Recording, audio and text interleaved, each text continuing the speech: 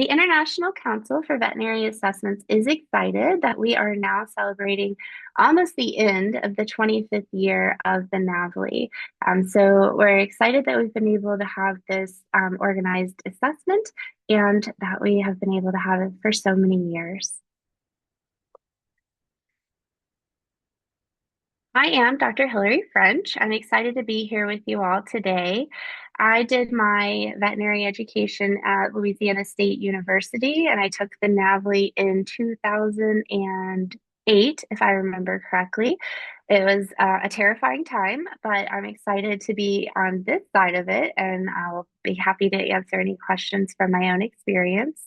I went on to do a residency in food animal therogenology and food animal practice at the University of Illinois, and I've been in academia ever since. And I am currently now a department chair for the clinical sciences group at the Schreiber School of Veterinary Medicine here at Rowan University in New Jersey. So excited to be with you. I am soon to be stepping into the chair position for the International Council for Veterinary Assessment and happy to be here to talk about the NAVLE. So today we will walk through several portions. Many of you might be confused about what ICVA stands for and who we are, so I'll give you a bit of information about the makeup of that. I'll go through a bit more information about the NAVLE and talk through really the eligibility and the application process for taking the NAVLE, and then dive a bit deeper into the NAVLE exam. We do have a couple updates about the NAVLE to give you all and give some guidance on the best practices for preparation. And then, like I said, I'm hoping to answer any questions if we have time towards the end of the webinar. So jumping into the International Council for Veterinary Assessment, we are a world leader in assessments, and our tests include the North American Veterinary Licensing Examination. This is administered in over 60 countries. And in order to make sure that we are on the cutting edge, we often are collaborating with academia, licensing boards, and practicing veterinarians to ensure that our tools are effective and making sure that they are assessing knowledge and skills required for veterinary practice. Our passion is around high quality products, and we are strengthening our commitment to providing world class examinations as well as other assessment tools to protect the public, animal health, and welfare.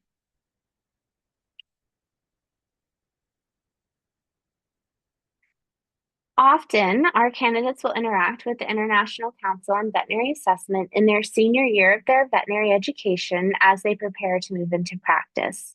We're going to talk more about this portion of the journey when we get to the application and eligibility portion of the talk.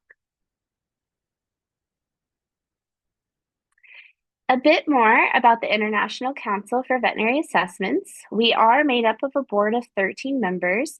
Each of these members are designated by one of ICVA's constituent organizations.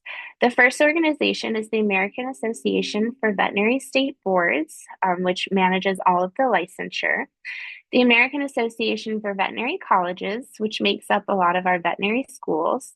The AVMA Council on Education, the Canadian National Examining Board, and then we have moved to having 5 at-large members that really bring in any sort of public-based knowledge that we might want to ensure that we're assessing for.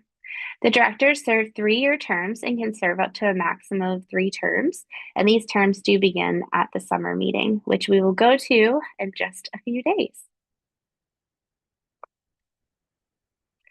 So we'll jump into the NAVLE and give you some more information around exactly what the NAVLE is as we walk through this process. So first, the NAVLE is made up of 360 questions, and these are typically created into a multiple choice format. They are all created in a multiple choice format and really meant to assess your practice-based knowledge.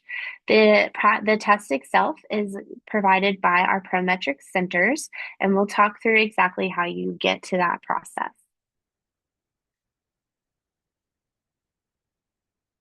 The primary objective of the NAVLE is to provide an objective examination that determines minimal competency for a veterinarian to practice. Through this standard evaluation, our regulatory boards are able to facilitate appropriate approvals to practice that ensure the protection of the public and ensure the protection of our animals and welfare.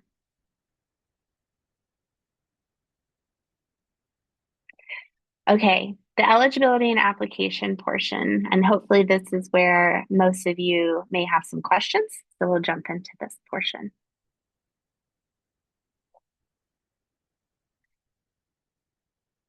Eligible candidates for the NAVLE usually fall within two sections. And so the first section would be those that are coming from an AVMA accredited school, and typically are senior students that are within 10 months of graduation.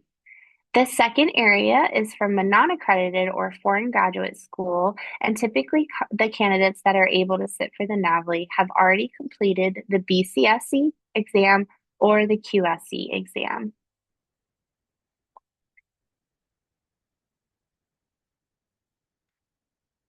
When we talk about the application process, there are a few ways that you might go about doing it.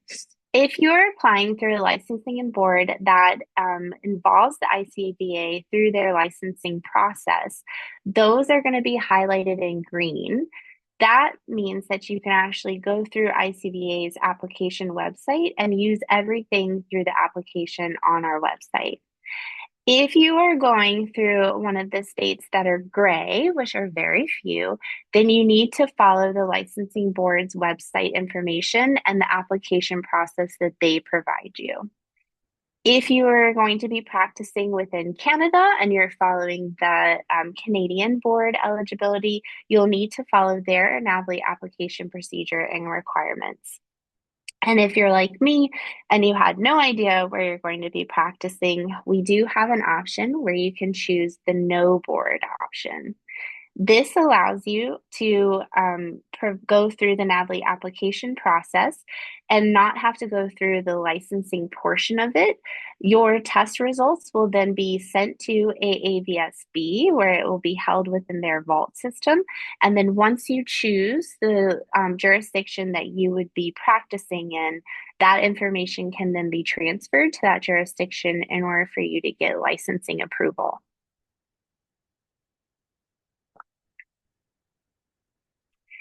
We are excited that the NAVLE is now being provided in 3 annual testing windows. You can see the testing windows here.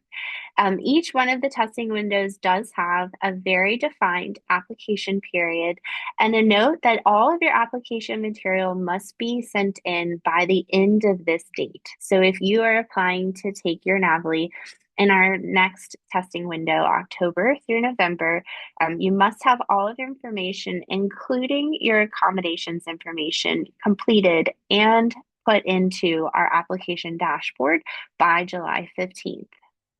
The testing windows are here for everyone to review. A note also that as you're thinking about planning for your testing date, the earlier that you get your information in and the faster we can process that information, the earlier you'll receive your scheduling permit, which would then allow you to have the testing date that you would like to choose through the Prometric site. So those dates are set by our examination sites, and you must then kind of work within your own schedule to find the dates that work best for you.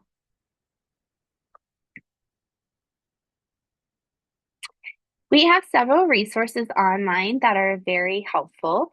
If you look directly at our NAVLE page, this will give you an overview of much of the information that I've gone through already today.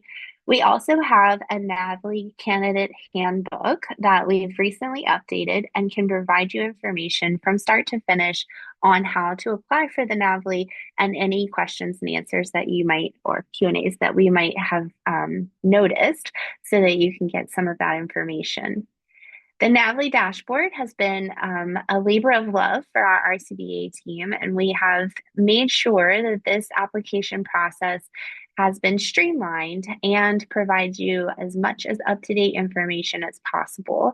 This also allows you to see where you are completed or what items still might be outstanding. And lastly, we typically get a plethora of information requests around accommodations. We do have specific information out there on our accommodations process. Please note that the accommodations process is completely independent from what your school may have provided. And so please ensure that you're following all of the details that the NAVLE request. And apologies, I've gotten a cold. All right, we're going to jump into the exam development and design, which is where I definitely enjoy talking about the NAVLE. Okay, so I'll take a minute to walk through this slide so everyone understands kind of the on the basis behind how the NAVLE is created and the rigor that is taken to ensure that it is psychometrically sound. So at the top, you'll see the standard setting and practice analysis and blueprint portions of this circle of the cycle. Well, we are currently going through a practice analysis survey at the moment. Our last practice analysis was completed in 2017, and this would then adjust how the NAVLE's blueprint would be created. And the blueprint is a mapping of how many questions may be asked around the species and the competency domains within each of those species. Um, as I gave this presentation at SAVMA, a question that arose was around, do we have the expectation that this practice analysis may have changes to the NAVLE that you may be taken? We don't expect huge changes, and any changes that would be happening will likely take a year or longer to actually be implemented and seen on your NAVLE. So the practice analysis survey will be closing this month, and we will be getting those results and adjusting the NAVLE based off of that. And we'll talk through a little bit of the blueprint and the adjustments that have been made from the previous blueprints. When we talk about standard setting, this is also an important portion of the NAVLE and done periodically. This standard setting, or if you can kind of think about this as the level of knowledge required to pass, is periodically evaluated to ensure it continues to be relevant, valid, and defensible, psychometrically sound, and reflecting the knowledge required for safe, effective entry level veterinary practice. During this process, we take our subject matter experts and we ask them to review the questions in order to determine some of the difficulty and the number of questions or portions of the questions that are needed to pass in order to create this pass-fail cut scores. So this is a rigorous process where we use subject matter experts from the veterinary profession as a cross-section of those in academia, in private practice, as well as several different species in order to ensure we have a nice overview of who should be taking the NAVLE and the knowledge required for it. If we move on to the bottom portion of our cycle, we'll talk through item writing and item review. When I refer to an item, the item is actually a multiple choice question that is used on the NAVLE. And so this is one of those clinically relevant questions typically created by a practicing veterinarian based off of something that they may have seen. And so the question typically is given as a clinical picture. We get the species and age and breed of the animal, and they go through how they're presenting.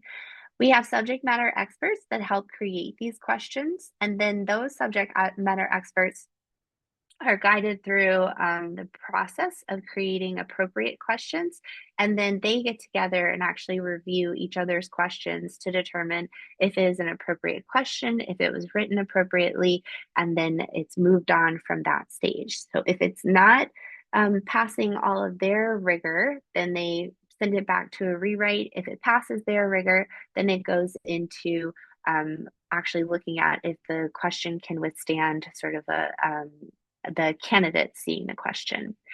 So we take all of the different items and we put them into a form, and the form is basically the full NAVLE examination based off of the blueprint. So what you might see as your NAVLE exam is our form, and we do form reviews where we have colleagues again from a plethora of different areas and with different subject matter background come to the table and review the questions as a group and decide if these questions are appropriate, how well they performed, and if they are still relevant for practice in our time, 2026. These then go on to an examination review. So, sorry, they go on to an examination administration. So you might actually see some of these pre-test questions. If we were to write a new question, it might be on your exam, but the pre-test questions are evaluated but not utilized for your score. So out of the 360 questions, 60 of those questions are pre-test questions that are being evaluated based off of how they perform. And it then goes back to looking at how the questions performed, and we're looking at the statistics on those individual questions during a poll review. So every question is probably reviewed, I would say, at a minimum of 6 times before it is actually utilized as a question for a true NAVLE evaluation.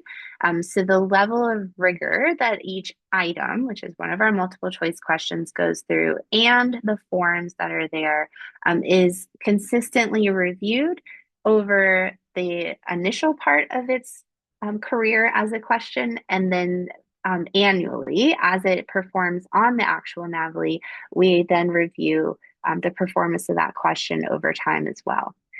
So lots going into it, a lot of opportunities for colleagues, any practicing veterinarians, to get involved and actually volunteer to review the questions, but a lot of opportunity to ensure that we have the appropriate psychometrically sound evaluation of these questions. That was a lot. I hope everyone stuck with me through that one. Okay, so an update for everyone. As I said, there are 360 multiple choice questions that are on the NAVLE. These used to be administered in 6 blocks of 60 questions, but we have recently changed to having 12 blocks of 30 questions. This is on account of the fact that the National Board of Medical Examiners have found that shorter blocks are better for retention and attention for your examinations. And so now you will get the questions in blocks of 30 and have 33 minutes to complete the blocks. The exam totals 7 hours and 36 minutes, and you're given a total of 50 minutes for your break. If you choose not to do the tutorial, you get those additional 10 minutes as part of your time. So you can choose to review the tutorial, or you can choose to add that into your break time. All of our 360 questions are presented in a clinical vignette, which we'll review in a second, and they're typically given between 4 and 5 answer responses, some that may be partially correct, so make sure that you're reading every answer thoroughly and choosing the response that is most accurate. There is a best response for every question. About 15 to 20% of our questions do include photos, and I'll show you an example of that and how you might be able to utilize the photos and our software. So this is the breakdown of our exam blueprint. We have the main 4 species represented. So canine and feline make up a significant portion of the exam, followed by equine and bovine. And then you see kind of the separation of the other species that are designated here. And just as an example, if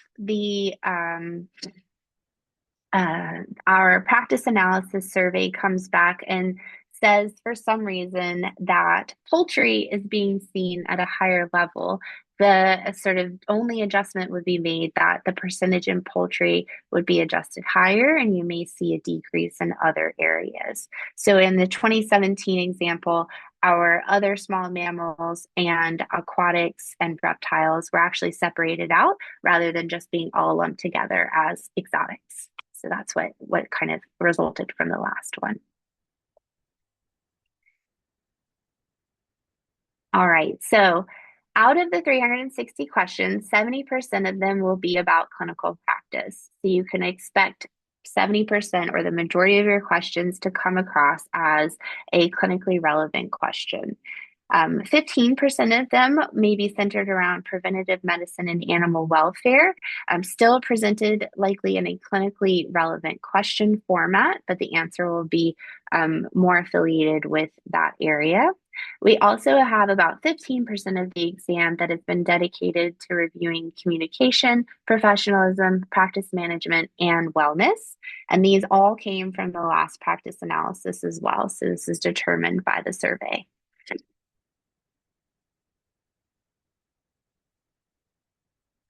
Here you see an example of a multiple choice question. So you can see that we have a clinical picture that is presented as the 2-year-old intact female Manx cat.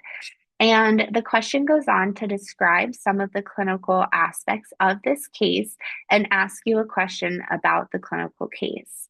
This one has 5 answer choices, but it also provides you a picture. And if we were able to manipulate the screen, you would be able to utilize the screen to um, enlarge the pictures and actually sort of zoom in different areas if you preferred. The software also has the ability to mark your questions. And so I know if you are familiar with using ExamSoft, you might have some opportunities to mark the questions you'd like to go back and review and be able to kind of move through your questions and have more time at the end to review. And so again, you're going to be reviewing 30 questions in these chunks as we move forward.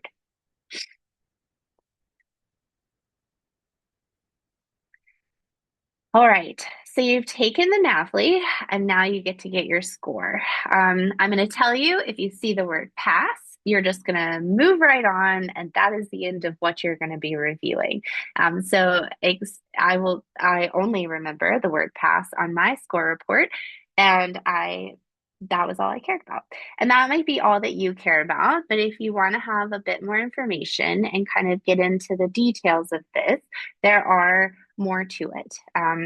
The big question, or maybe the big confusing part that might happen, is that the NAVLE is not evaluated as your examinations are in your institutions. So if you take a test of 360 questions and you get 355 of those questions correct, that is the percentage of the questions that you got, and that is the percentage that you have. That's not how the NAVLE is assessed. Remember when we talked about the standard setting, and that's done periodically with our subject matter experts? That's what comes involved with actually taking your raw scores and adjusting them onto a scaled score. So your responses to each of the questions are converted into a raw score. Those raw scores are then converted into a proficiency estimate.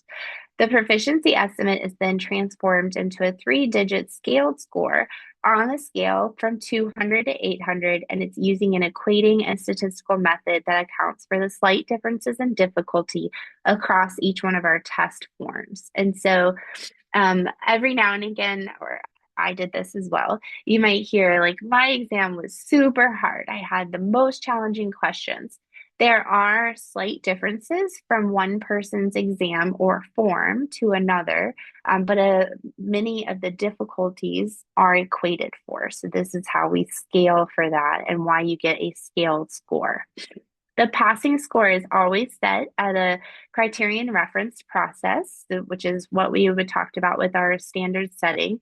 And this means that you are kind of given a fixed score based off of the scale from 200 to 800, and the standard set passing level is 425. Again, if you see pass and it's something above 425, just move right on. There's no more need to like concern. But if you don't see pass and you want to have some more information, the NAVLE score report actually gives you some of that information. So we'll look at the next page. So here you'll see the relative strengths and weaknesses, and this does give you some insight as to how well you did in the different areas. I do just want to point out when you're looking at the different species, remember that the percentage of each species is different. So there are more canine questions than there are porcine questions. So if you do really great on the porcine questions, but you don't do so well on the canine questions, that percentage doesn't offset, right? So you have to kind of think through the the percentage of our blueprint in order for you to really evaluate how well you did overall. It is nice to know how you did on each species, but you kind of have to consider the percentages for each of them. Again, 70% of the questions are going to be around clinical practice. So it's great to be average or higher than average in that section, but great to look at your feedback in each one of those sections. Okay, so unfortunately, there is no that study guide for exactly how you should study for the NAVLE, but I will go through a couple options and resources that we have that we suggest in order to prepare. So there are several resources that you should look at. Again, the NAVLE Candidate Handbook is the best place to go if you have a question or you want to understand the process from start to finish. One of the places that I send all of my candidates or students that are earlier in their academic career but want to do something to prepare is to look at the competencies and the species and diagnosis list. So if you are early in your academic career, the species and diagnosis list is a great place for you to reference as far as what types of questions might you be asked about.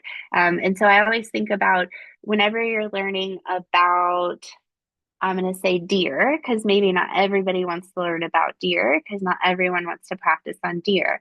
But what are the things that you might be tested on the NAVLE that you could just make sure that you're kind of keeping in the back of your head as you're learning? And so there's a species, deer, and then cervidae that you would then look through and see all of the potential diagnosis that the NAVLE might test you on in order for you to reference that and maybe make a little bit of a study guide in your best way to prepare for the NAVLE. And so as you're going through your medicine courses, these are just different ways that you can start to have like a little NAVLE study guide that you can set aside on your computer. There are different ways that you can practice for getting prepared for the NAVLE. Different institutions are going to be testing in different ways. And so the actual method of sitting down and taking a test that is 360 questions is quite a feat. And so preparing yourself in the best way to be in ready for a 360 based questions would be another place of just practice. So you can look for the self assessments. You can go to the NAVLE tutorial and kind of get through some of the sampling questions, make sure you're comfortable with the software and the programs that you would look at, and then really engage in the types of questions that we're going to ask. So the NAVLE will have lengthy based questions that take a minute for you to get used to in the fact that they typically provide the full picture of the animal that you're being presented with, which isn't always the case of what you're used to if you're depending on what your institution test on or when you last took a test. So if you do get involved with the NAVLE self-assessment, the great news is that it typically can give you similar information, and we have um, a very good understanding that your score on the self-assessment is very predictive of how you might perform on the NAVLE. So it is a nice way for you to check yourself and your progress on how you're taking the assessment. And so you see here, there's a projected NAVLE score, two of our forms. So we are moving to to having four available self-assessment options. Two of those forms can give you expanded feedback. And so they will actually give you the feedback like you see here that gives you the projected NAVLE score as well as your strengths and opportunities and shows you maybe which species you need to spend more time on. The other two forms will just give you the projected NAVLE score. That's not to be said that they are not useful. It just means that you might not get that full strengths and opportunities area. And again, I think that the best practice and the best use of the self-assessments is to get used to taking the exam in the question format and the time pattern that it is. And so these questions come in four blocks of 50 questions, but they still have that standard pace. And I do advise those that are getting ready to take the exam to try to do it in the standard pace so that you are practicing thinking about things at the pace that we're asking you to for the NAVLE.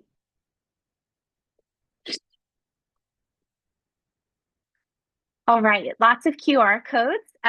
So there are just so many more things that we could talk about. The prep resources we went into very shortly, but there are many more, and you can find those on our webpage.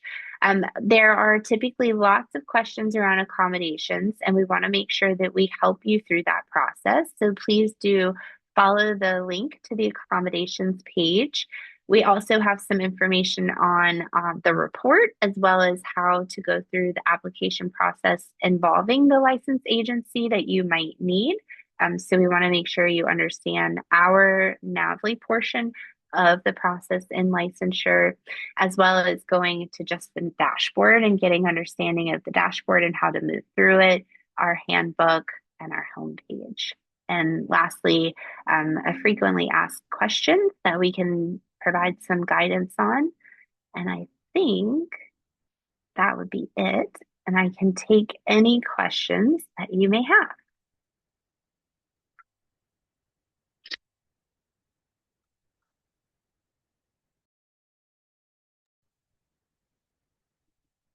We don't have any questions in the Q&A at this time, so folks are encouraged to add them if you have any questions.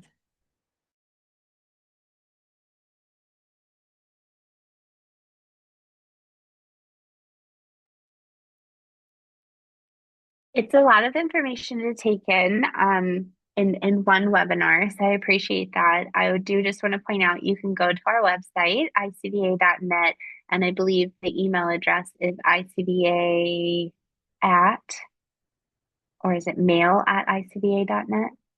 Mail at icva.net for general There we go. questions, yes.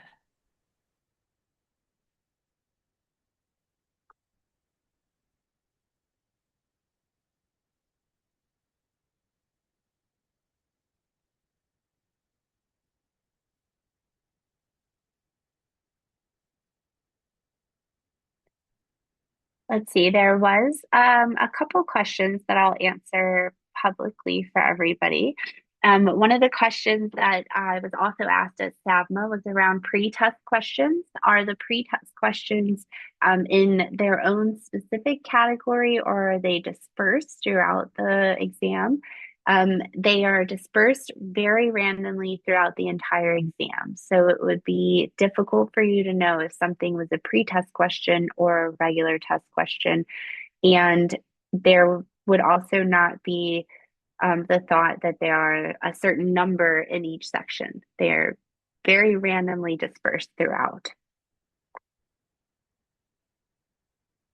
The new format of the 30 questions in the 12 blocks is being rolled out in October, just to reiterate that.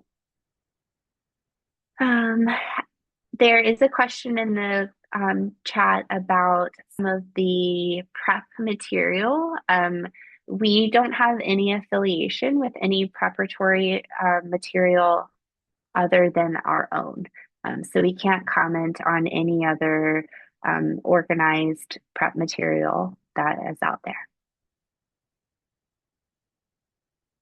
We did record this, so anybody that missed any of the beginning of this will be able to review the first part of it.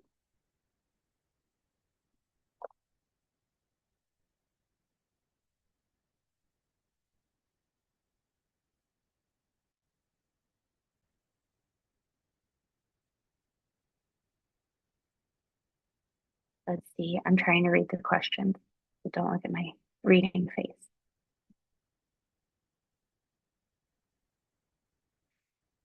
Um,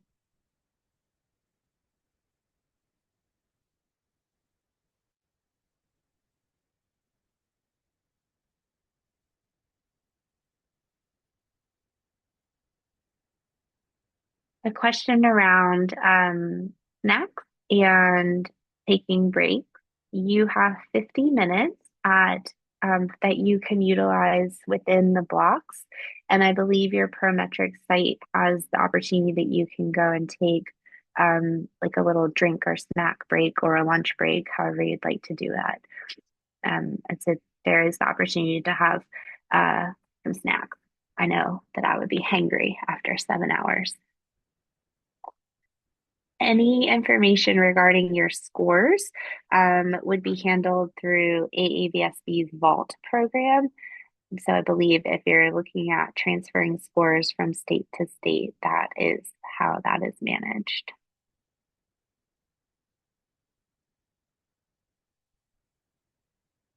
There's a few more questions coming in, and I believe our staff members are answering them quickly.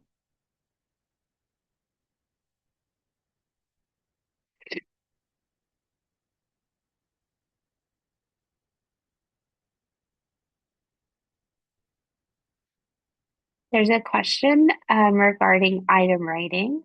Um, the so my answer for your item writing question. So the question is regarding the time required for specific questions and some of the extensive clinical vignettes that are provided.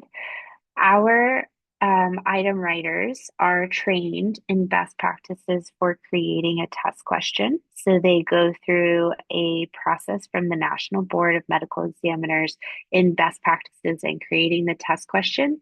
So there's not a want to overload with information, but a sense of giving enough information in the clinical picture that a candidate can appropriately answer the question.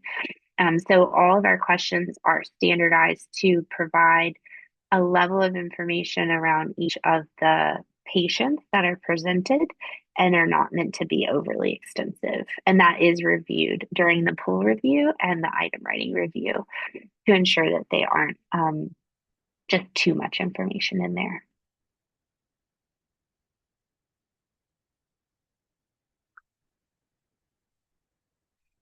When would you recommend taking the ICBA practice test in regards to the testing window? I think this is a very personal choice. It does depend on your ability to feel comfortable. I typically think that within that 4 month period prior to taking your exam is the best time to use the practice test.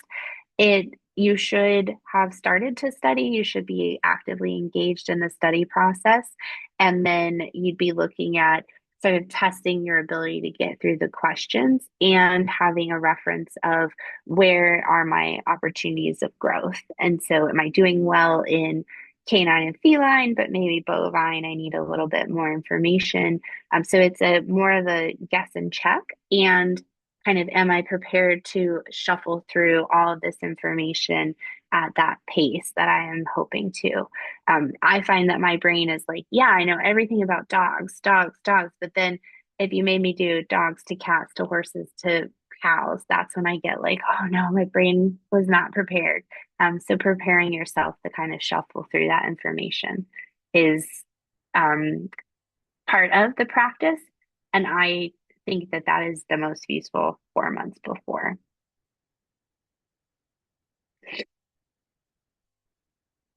Ooh, yeah. So there are a couple of you first year students here, which I love. I love the preparation and the sort of goals towards passing the NAVLE.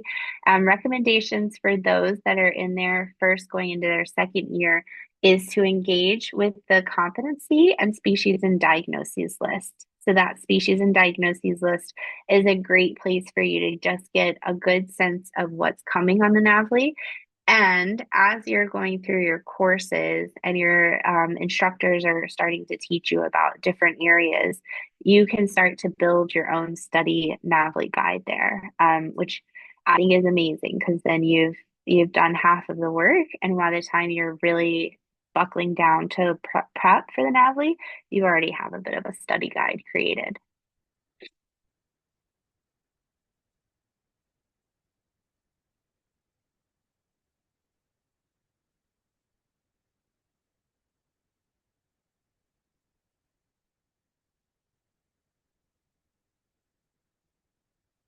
I'm hoping that we got through a lot of your questions. I appreciate everybody asking questions.